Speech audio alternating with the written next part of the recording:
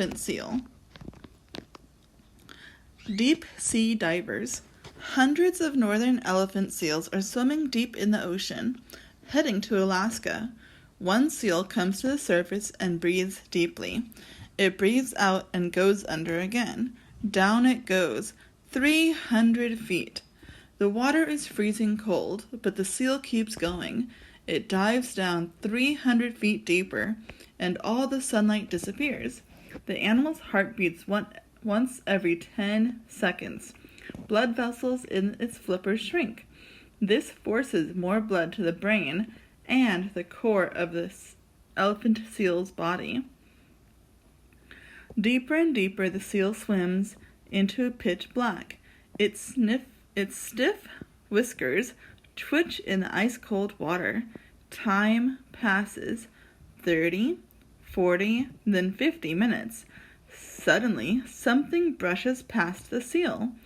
A small shark is making its way in the darkness. The seal grabs it and swallows it whole. Not a bad snack. Now it is time to head to the surface to take another breath. Chapter 2. An Elephant Seal's Life. Northern elephant seals swim in Pacific Ocean from Baja California in Mexico up to the Aleutian Islands of Alaska. As adults, males can reach 16.5 feet in length and weigh about 5,000 pounds.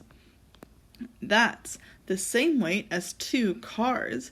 Females grow to be about 11 feet long and weigh more than 1,300 pounds. Nearly half of the seal's weight could be in its blubber. Blubber is a thick layer of fat beneath the skin. Blubber keeps the seals warm during their deep water dives in the cold Pacific waters. Elephant seals have dark, slivery fur coats. Every year, as the weather warms, the seals shed their fur. This is called molting. During a molt, the fur peels off, taking with it the top layer of skin. Northern elephant seals are among the greatest travelers of Animal Kingdom. They make 2 round trips each year, starting in California or Mexico and ending in Alaska. In 1 year, a seal can travel more than 13,000 miles. Scientists think that elephant seals take naps as they travel. Some of those naps are probably quite long. The seals could stay underwater for up to 2 hours. In the winter, they arrive at the islands near Mexico and California. Males, or bulls, get there first and begin to compete with each other. They make loud snorting, billowing, and drum-like sounds. They bare their teeth and lunge at each other, and the bites draw blood. The dominant males are the winners in these contests. They are the ones who will mate with the females. Soon, those females or cows arrive. A few days later, they give birth to baby seals, or pups, that they have been carrying for months. A pup can weigh up to 85 pounds at birth and has a black coat. It drinks milk from its mother for about a month, tripling its birth weight during the short time. In about 1 month, a pup's life changes dramatically. It sheds its black coat and becomes a beautiful silvery gray. Its mother abandons it and no longer provides any milk. The pup then begins to practice swimming and diving. While learning these skills, pups lose almost a third of their weight. It takes pups about 2.5 months to learn to swim and dive well. Then they can leave to find food on their own as they travel north for the first time. In the meantime, females mate with the dominant males. Soon after that, all the seals head north. It takes weeks to reach Alaska. Once they arrive, they spend their time swimming, diving, and eating. After 4 to 6 weeks, they head south again, swimming back to California and Mexico. After arriving in the late spring and early summer, the seals molt and then move again north. Chapter 3. A near disaster. The elephant seal's blubber is important in keeping the animal alive. It stores energy for times when the seal is not eating. and it keeps the seal warm during its incredible dives in the cold water. But one time, blubber was the cause of many seals' death. Hunters killed thousands of elephant seals just to obtain the animal's fat. Hunting for whales was often dangerous, but not hunting for elephant seals. Then the seals came ashore to have pups or to molt. They were easy targets. They were big, clumsy movers. Also, they were unaware of any danger and did not flee from the hunters. Hunters liked killing elephant seals by the tens of thousands. Quite often they killed the seals, trimmed away the fat, and left their bodies to rot on the shore. They sliced the blubber into smaller pieces, then heated it to produce high-quality oil. The higher the demand for oil, the more elephant seals were killed. Soon, seal colonies began to shrink and disappear. By 1892, the only colony left was the Guadalupe Island near Baja California. Scientists estimate that at one point there were fewer than 100 northern elephant seals left on Earth. The animal was nearly extinct. Northern elephant seals are as important part of the food chain. The food chain is the order of who eats whom in the wild. Elephant seals are carnivores, or meat eaters. They eat sea animals that are smaller than they are.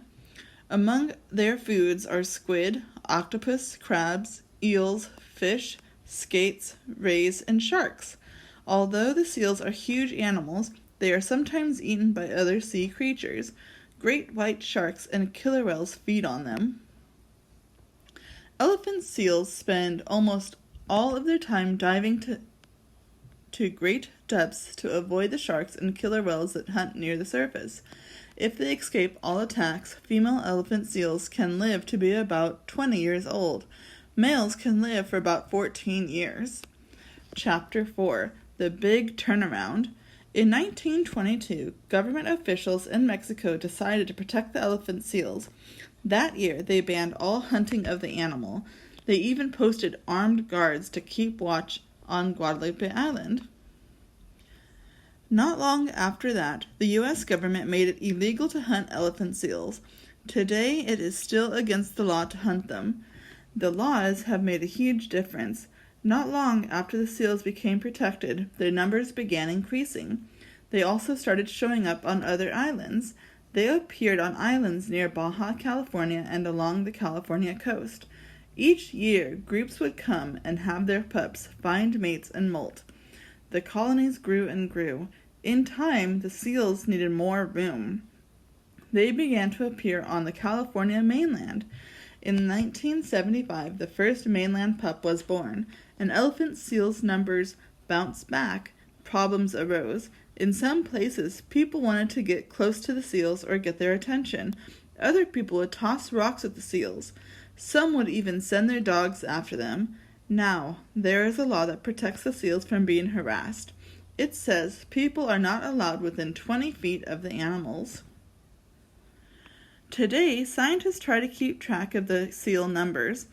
This is quite different and difficult because not all of the seals are at home at once. Males and females arrive from Alaska during different months, and they leave at different months. Pups are not always with their parents. Sometimes they are off swimming. Nonetheless, scientists see that the colonies have grown every year. Chapter 5. Elephant Seals Today. Everyone is amazed at how well the elephant seals have recovered. However, it took many years and very tough laws for this to happen. Scientists think there are now more than 150,000 seals. This might be as many as there were before all the hunting started. Things have changed, though, since they began to recover. Now there are more people living in California and more tourists visiting the area. New dangers have cropped up. With more seals coming to the mainland, cars sometimes run into them. During their swims and dives, other things can happen. People who are fishing may hook them by accident, or they get trapped in the fishing nets and cannot come up to breathe. Fortunately, these things do not happen very often. The increase in elephant seal numbers are affecting other animals. The western snowy plover is a bird that is protected by law. This bird is endangered and its population is not very large. Its nests and lives on a lot of the same places where the elephant seals have colonies. So the seals and the birds compete for space. Now there are large efforts to protect the seal's habitat as well as the western snowy plover's nesting areas. With elephant seals, there are always many ways to be new problems to solve. Fortunately, they have made a great comeback by continuing to educate ourselves and others about elephant seals and the problems they face. We can help make sure they never will disappear. The end. I hope you enjoyed the book.